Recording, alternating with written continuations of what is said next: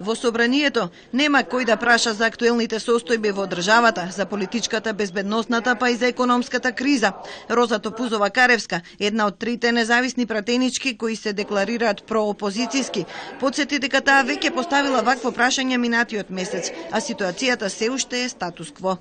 Нема да се навраќам и да поставувам повторно прашање на оваа тема, затоа што очекувам, според она што тогаш го слушнав како одговор од премиерот, да многу брзо, сериозно се пристапи кон решавање на оваа политичка криза. Солза Грчева побара писмен одговор од председателот на ДИК Никола Рилковски, кој не дојде на седница иако тоа било побарано од него.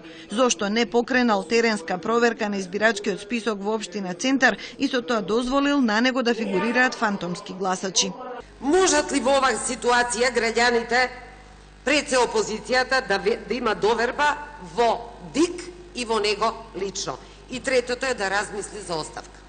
Единственото прашање до премиерот Груевски го упати Рамис Мерко, кој се интересираше зошто средствата од продажбата на стамбени деловен простор одат на сметките на јавните предпријатија. Одговор не доби. По ова прашање владата писмено ќе се произнесе. Благодарам. За Ромео Тренев најважното прашање во моментот е обновата на школото во Босилово.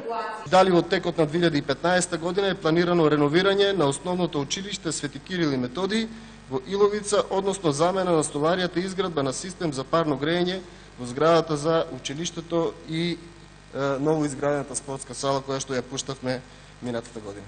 Вообичаено пратениците од ДПА упатуваат остри критики на сметка на министрите од ДУИ, но ниту тие нешто конкретно прашаа, ниту пак имаше некој владин представник од оваа партија за да одговара на пратеничките прашања.